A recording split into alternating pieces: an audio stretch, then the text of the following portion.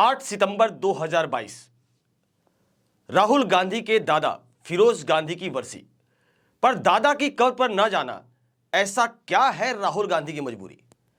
क्या आप अपने दादा से दूर रह सकते हैं? क्या आप उनके जाने के बाद उनकी बरसी नहीं मनाते? क्या आप अगर किसी भी धर्म से ताल्लुक रखते हो तो अपने दादा से उनके कब्र पर, उनकी बरसी पर जाकर फूल नहीं चढ़ाएंगे? अगर आपका जवाब ना है तो यही कारण आज हम पूछना चाहते हैं देश की सबसे पुरानी पार्टी कांग्रेस के भारत जोड़ो यात्रा पर निकले राहुल गांधी जी से कि आखिर आप अपने दादा की बरसी पर और उनकी कब्र पर जाकर फूल क्यों नहीं चढ़ाते? ऐसे में देश कैसे जुड़ेगा जब भारत के यूथ को आप धर्म और जाति की लड़ाई से दूर रखना चाहते हैं? नमस्कार, मेरा नाम आनंद मिश्रा है और आप देख रहे हैं न्यूज़ीफाई। दोस्तों, चलिए पहले जानते हैं राहुल गांधी जी के दादा और दादी की शादी की कहानी के वो अनसुने किस्से जो अब तक आप नहीं जान पाए थे। राहुल गांधी के दादा फिरोज गांधी का जन्म मुंबई में एक पारसी परिवार में हुआ था। उनके पिता का नाम जहांगीर और माता का नाम रतिमाई था और वे बंबई के खेतवाड़ी मोहल्ले के नौरोजी नाटक वाला भवन में रहा करते थे। फिरोज के पिता जहांगीर किलिक निक्सन में एक इंजीनियर थे जिन्हें बाद में वारंट इंजीनियर के रूप में पदोन्नत किया गया था। फिरोज उनके 5 बच्चों में से सबसे छोटे थे। उनके 2 भाई दोराब और फरीदून जहांगीर और 2 बहनें तहमीना, कशश और आलू दस्तूर थीं।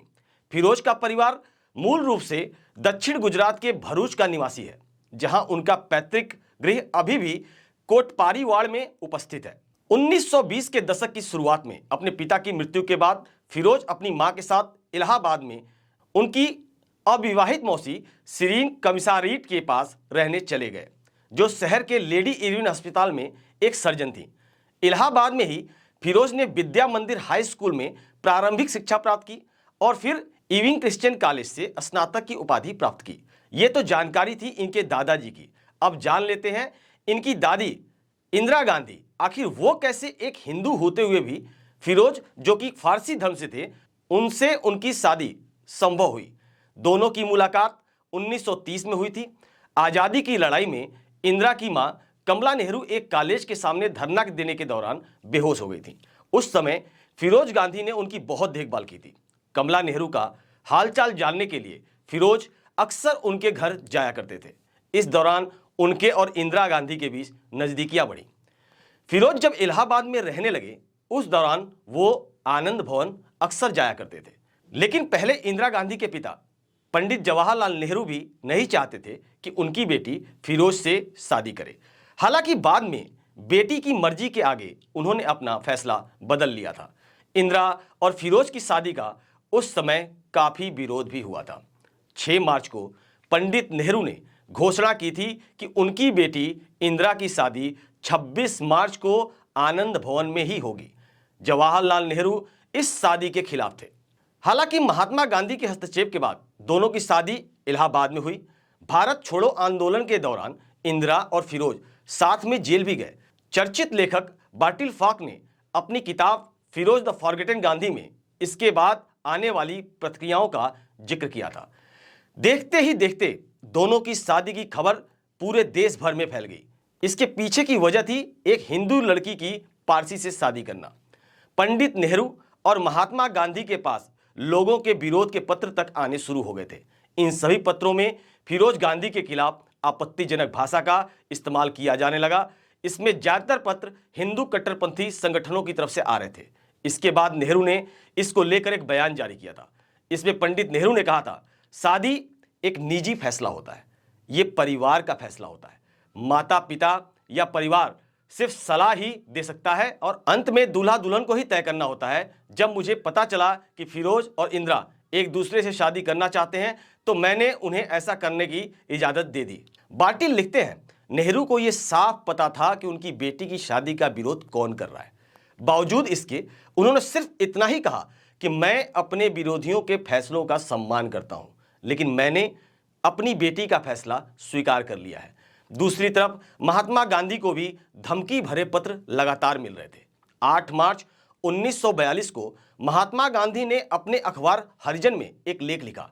गांधी ने लिखा कि एक भी पत्रकार को फिरोज गांधी के खिलाफ कोई भी सबूत नहीं मिला है।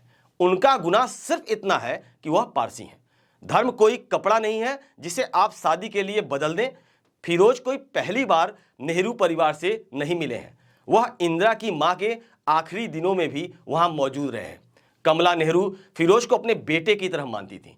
ऐसे में इसके विरोध का कोई मतलब ही नहीं बनता है। तमाम विरोध के बावजूद 26 मार्च 1942 को इंदिरा गांधी और फिरोज गांधी की शादी संपन्न हुई। इंदिरा लखनऊ में अपने ससुराल चली गईं, लेकिन कुछ ही समय बाद वह दोबारा इलाहाबाद आ गई। यहीं से फिरोज और इंदिरा के बीच तल्खियों की शुरुआत हुई।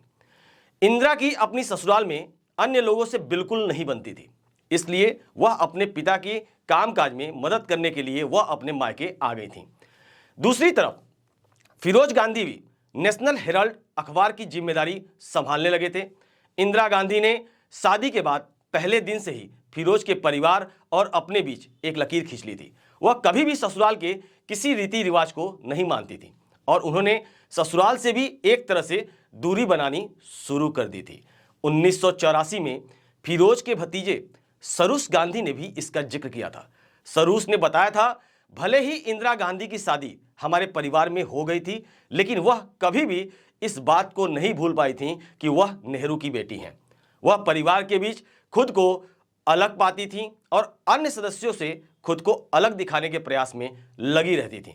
और 8 सितंबर 1960 एक दुखद दिन, जहां पर फिरोज गांधी को हार्ट अटैक के कारण अपनी जान गंवानी पड़ी। फिरोज गांधी ने 8 सितंबर 1960 को वेलिंगटन अस्पताल में सुबह के वक्त अपनी अंतिम सांसें लीं। इसके बाद उनका अंतिम संस्कार किया गया, जिसे लेकर सोशल मीडिया पर कई दावे किए जाते हैं। पहले तो आपको बता दूं कि फिरोज गांधी पारसी धर्म से ताल्लुक रखते थे और उन्हें मुस्लिम कहे जाने की बात बिल्कुल गलत है। अब सवाल है कि आखिर उन्हें मुस्लिम क्यों माना जाता है। इसके पीछे तर्क दिया जाता है कि उनकी कब्र बनाई गई थी। तो आगे बताते हैं कि कब्र बनाने की क्या कहानी है।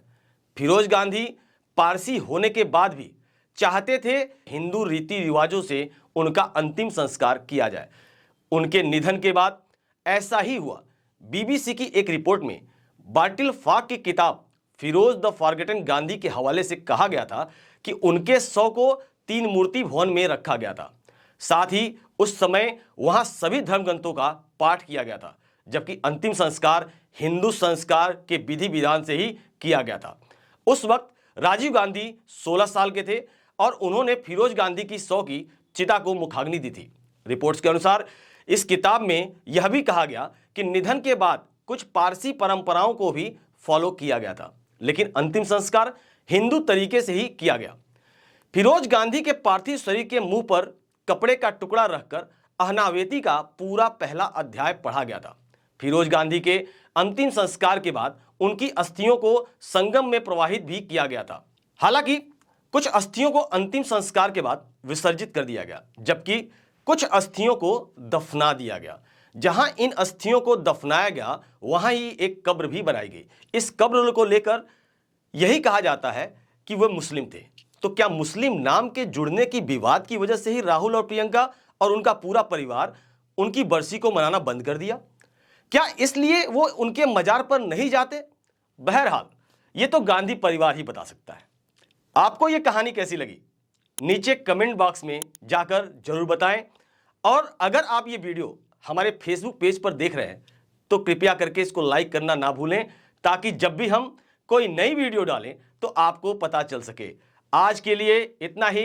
कल फिर मिलते हैं किसी शख्सियत के साथ अपने सियासी वृतांत में। तब तक के लिए नमस्कार।